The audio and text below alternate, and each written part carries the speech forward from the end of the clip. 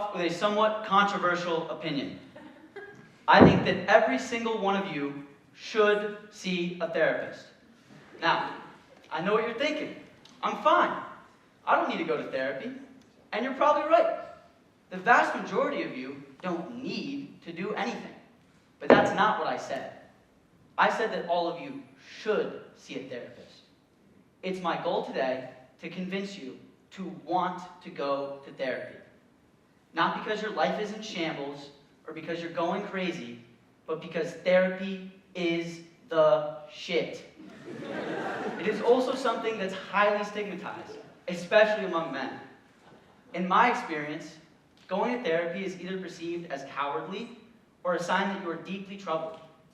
There seems to be this belief that everyday life is not difficult enough to justify getting help. This is ridiculous. Life is difficult. I know that every single one of you has something on your minds that you could benefit from talking about. Maybe it's something big that's messed with you for a long time, but it could be something small that just kind of pissed you off.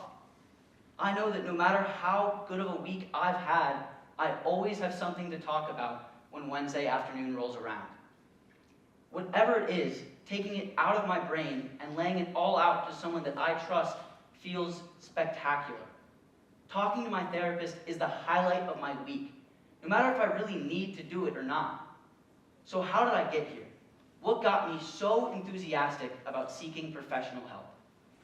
Well, for starters, I have great role models. Almost every member of my immediate family sees therapists for various reasons. So I didn't really grow up with the stigma surrounding it that many others have had. The first time I really questioned my mental health was when I was in 7th grade. After an absolutely Tony-worthy performance as Lord Farquaad in Shrek the Musical Jr., I should have felt on top of the world. Instead, I felt sad and empty in a way I couldn't really comprehend. When I went to my mom to tell her how I was feeling, she informed me that my family had a history of mental illness, so I should keep her updated if I got any worse. But my feelings were normal and nothing to be ashamed of. Now looking back, this was absolutely the correct advice to give. But I wasn't satisfied. What did she mean I might be mentally ill? That seemed like something I had to know for sure. So from that point on, I questioned where my emotions were really coming from constantly.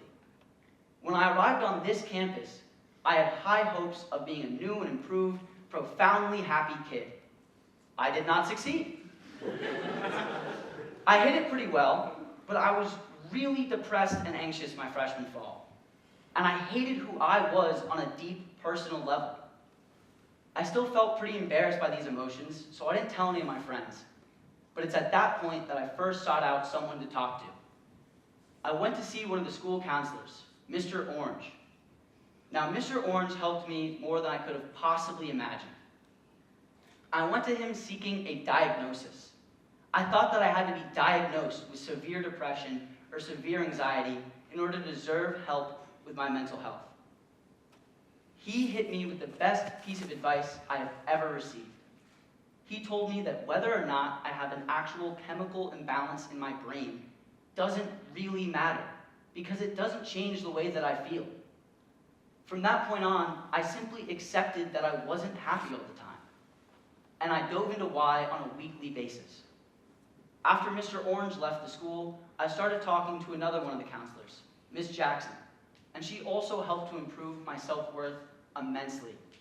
But after a very difficult sophomore year, I approached my family for advice. That's when I was connected with my current therapist, Dr. Iyer. I'm always genuinely excited to talk to Dr. Iyer on our Wednesday Zoom calls. And I'm proud to say that since freshman year, my self-worth has improved immensely. That's not to say that I'm doing great all the time. I'm not. But that's okay, because I always have someone to talk to. Someone who has a doctorate in advice giving, and who I can trust to be leading me in the right direction.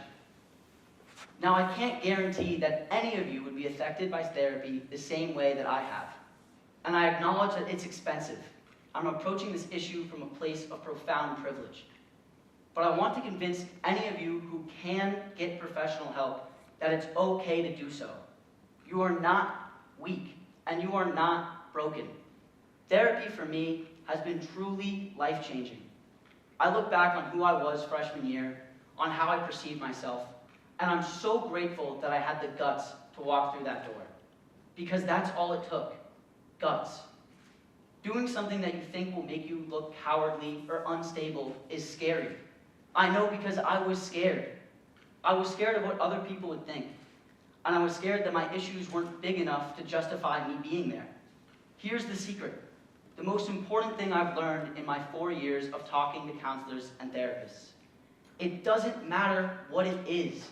If you want to talk about it, then it's big enough. I truly and sincerely hope that just one of you was questioning whether or not they should talk to a therapist, but was worried that doing so would make them look weak, or that their issues didn't justify them being there, because those are both moot points.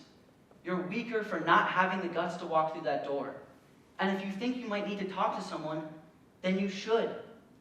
And if going to therapy is not something you can fit into your budget, then I encourage you to seek an affordable way to tackle your mental health. That might just be talking to someone who you trust, or taking advantage of your school's resources. No matter what, never be ashamed of the way that you feel, and never think that you would be a failure for getting help. Thank you.